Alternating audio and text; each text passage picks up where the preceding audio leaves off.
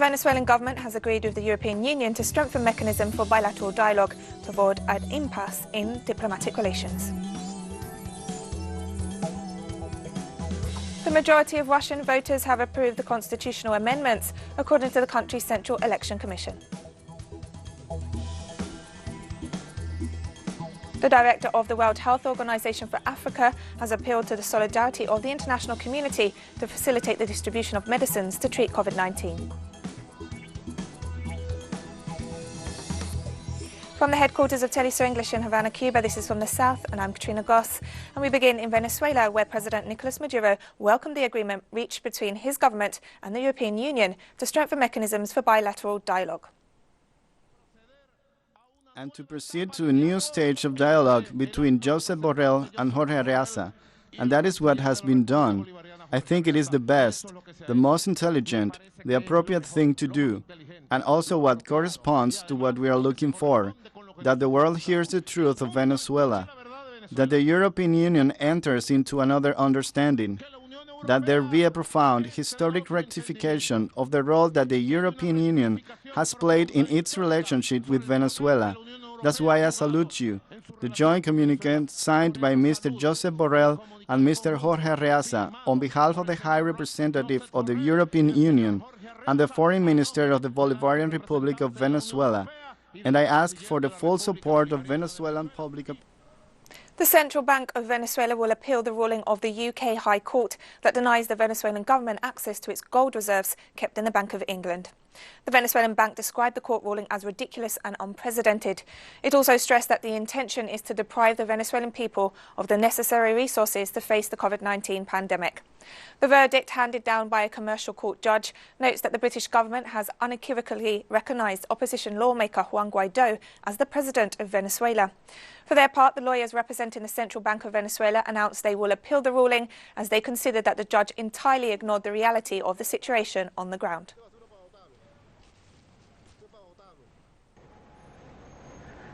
Venezuelan President Nicolas Maduro congratulated his Russian counterpart Vladimir Putin and the Russian people this Thursday following the vote on constitutional amendments.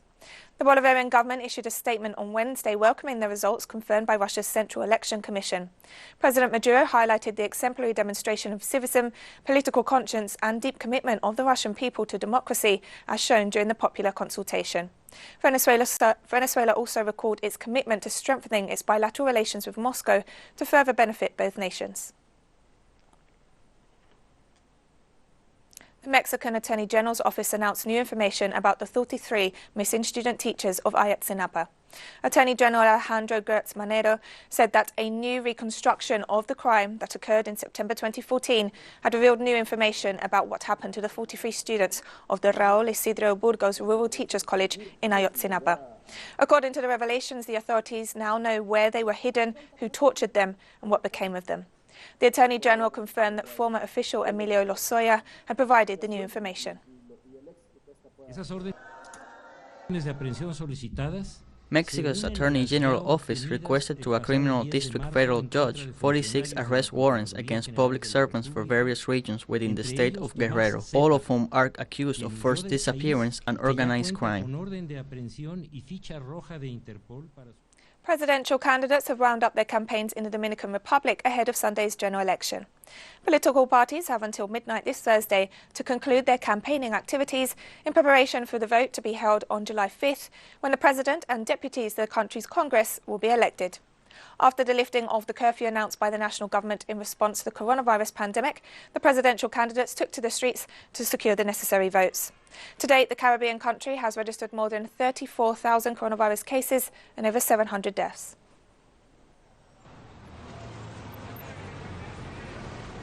In Honduras, journalist Germán Vallecillo and cameraman Jorge Posas were gunned down in the city of La Ceiba, 280 kilometers north of the capital. The journalist, aged 41, and cameraman, aged 27, were traveling in a black vehicle when they were intercepted by a group of unidentified armed men in an Naranjal neighborhood. Vallecillo, who was celebrating his birthday, worked for a local TV channel and radio station. Since 2001, 80 journalists have been assassinated in the Central American nation. 97% of the crimes have not been solved.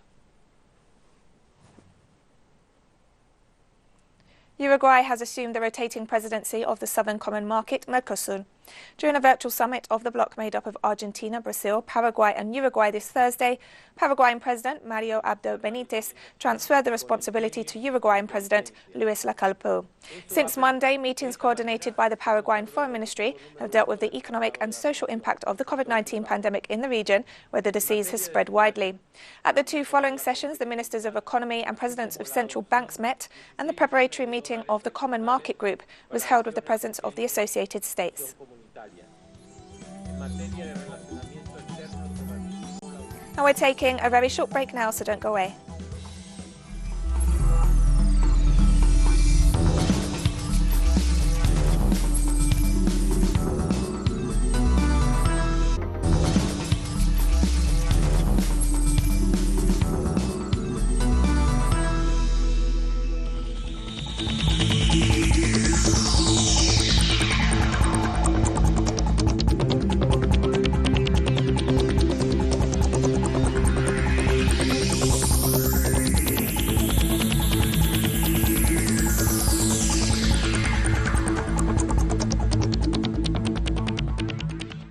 Welcome back to From the South. In Chile, health authorities confirmed that 9 elderly people who lived in an old nursing home in Valparaiso died due to COVID-19. The deaths of elderly people living in public and private facilities have been widespread since the beginning of the pandemic in the South American country. Health Secretary of Valparaiso, Jaime Jaimet, confirmed the deaths and also reported that PCR tests were performed on all residents and employees in a facility for the elderly in the port of San Antonio after a worker tested positive for COVID-19. Brazilian health authorities have confirmed that more than 60,000 citizens have died due to COVID-19. The Brazilian Ministry of Health reported that 1,038 people died due to COVID-19 in the last 24 hours. Health authorities also reported that over 46,000 people tested positive for COVID-19 in the past day. Brazil remains the epicenter of the COVID-19 pandemic in Latin America and is the second hardest hit country in the world, with more than 1.4 million confirmed cases. In Haiti, the Toussaint Louverture International Airport reopened this Wednesday and expects to receive 4 to 5 flights and about 400 passengers in the coming hours. For the next 15 days, all passengers who arrive will go into home quarantine and will be continued to be followed up on. Prime Minister Joseph Diouf stressed that the airport had reopened under pressure from the Haitian diaspora and for economic reasons, as it was no longer possible to continue to pay employees of the closed airport. Diouf also stressed that all airports in the region have been forced to reopen and Haiti cannot be at odds with this movement. The country has reported almost 6,000 coronavirus cases.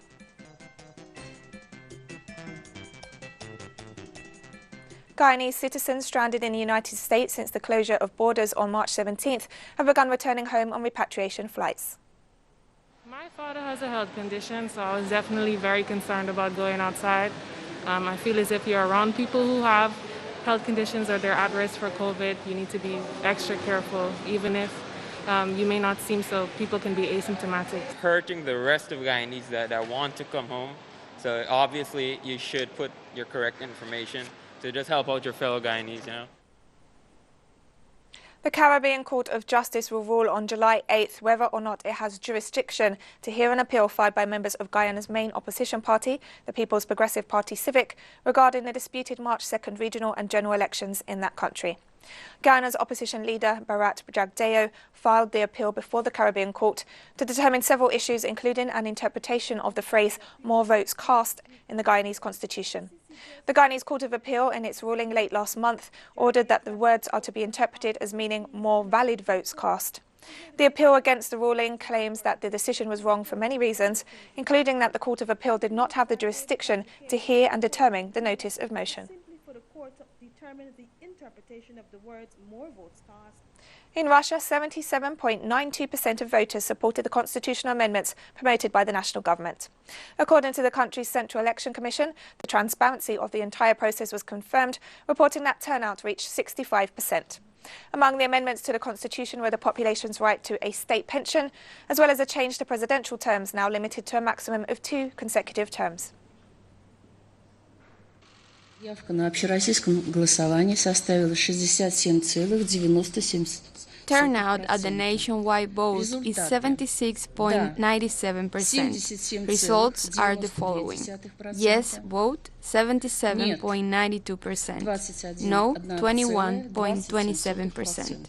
This is the expression of the people's will at the nationwide vote. The results are self-evident. These unprecedented measures have allowed us to prevent significant attempts of falsifications and ballot stuffing.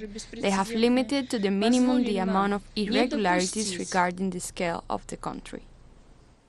And Moscow on Thursday denied allegations that Russia had sold arms to the Taliban and instead accused the United States of supplying ISIS fighters with helicopters. It is well known that Russia has always supplied with arms only the legitimate government of Afghanistan. If American colleagues intend to have a conversation in this context, it is appropriate to mention that information that has been circulated actively in Afghanistan about U.S. Special Services supplying ISIS, Islamic State group, fighters with helicopters. We were talking a lot about these helicopters without identification at the briefings a year and a half ago. The European humanitarian rescue ship Ocean Viking is waiting for a safe port to disembark 180 rescued migrants, more than 100 of whom were rescued 1 week ago. The 70-metre-long rescue ship is run by the SOS Mediterranean NGO. The ship rescued 118 migrants on June 25th and 63 more on June 30th in 4 different operations. SOS Mediterranean's Director of Operations, Frederic Pennard, said they were left in limbo without any indication of a safe port to dock. Pennard said the NGO had sent 5 requests to Italian and Maltese maritime authorities for a port to be assigned, and responses has so far been negative.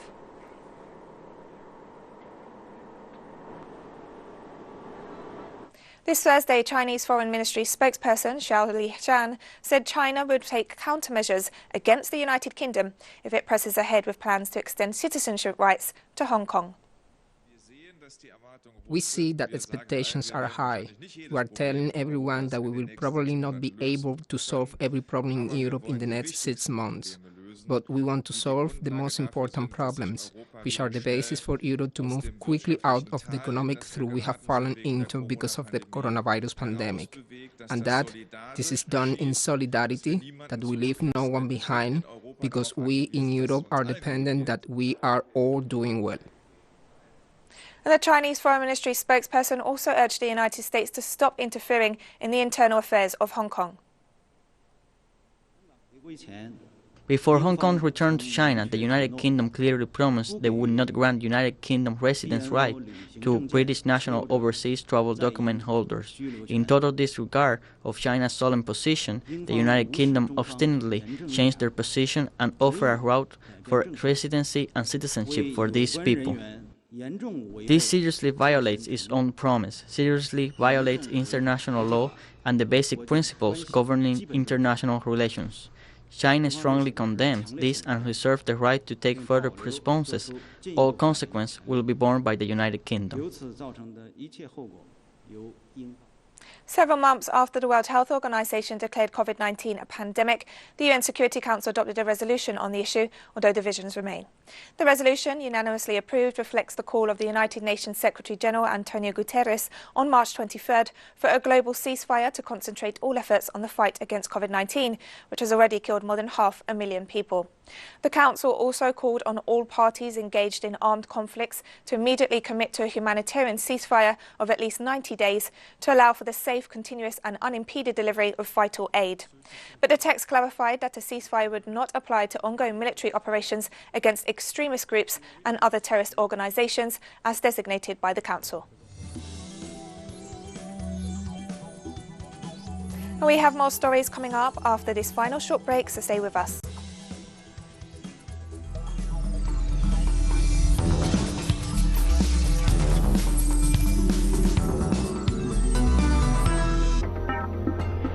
Welcome back to From the South.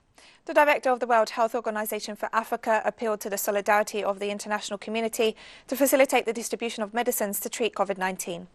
The appeal comes amidst alleged international reports linking the US to the mass purchase of medicines considered scientifically effective in the treatment of COVID-19. Matshidiso Moeti called to rescue the principles of equity in the market in order to guarantee the free and fair access of the global population to medical treatments and to avoid a monopoly over drugs intended to contain the coronavirus. Certainly, we have a distorted global market that really speaks about the need for some principles of equity and global solidarity if we want to solve the collective problem. Because as long as the virus is spreading in no continent or country, the rest are also at risk. Palestinian authorities have announced a 5-day lockdown across the West Bank to prevent the spread of COVID-19 after confirming that cases more than doubled following the easing of previous restrictions. Palestinian government spokesman Ibrahim Melhem announced that starting from Friday morning, all governorates of the West Bank would be closed for a period of 5 days and added that pharmacies, bakeries and supermarkets were exempt from the closures. The latest data from the Palestinian Ministry of Health reveals that more than 2,600 people have tested positive for COVID-19 since it was first recorded in the West Bank, compared with just 1,200 a week ago.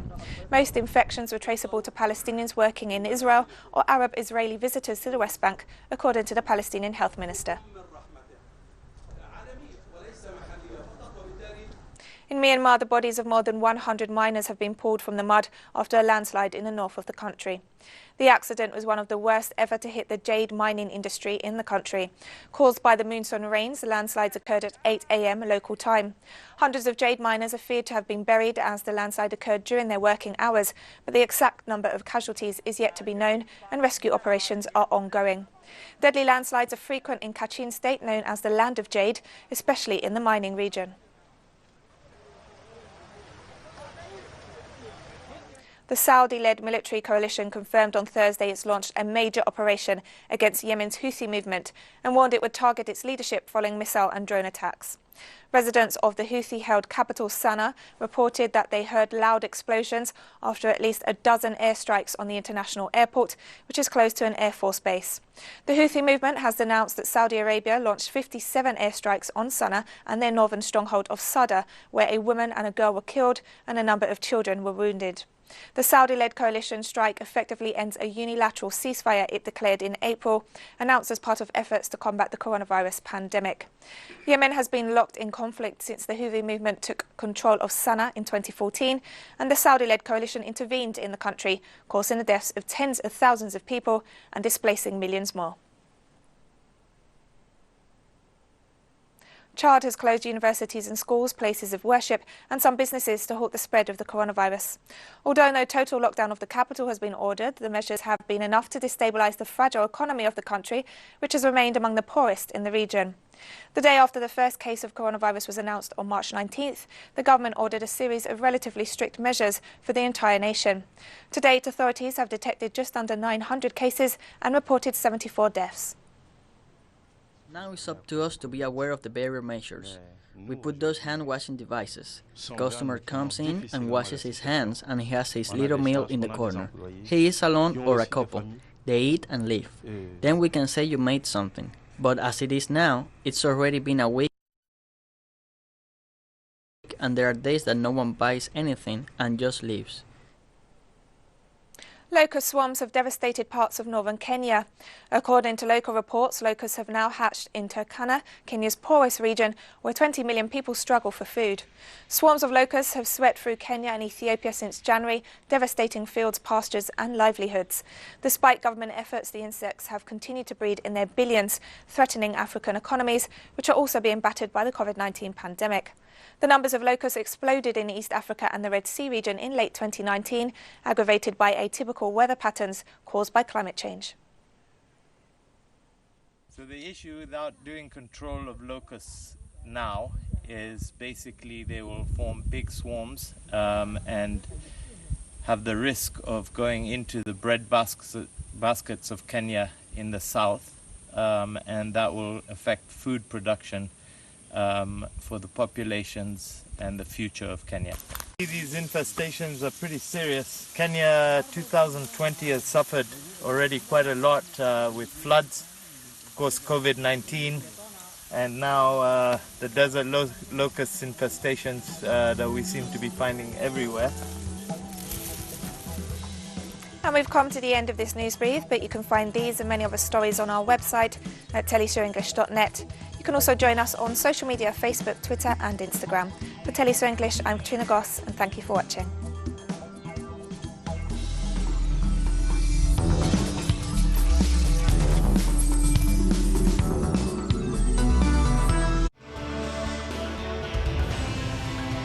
world infested by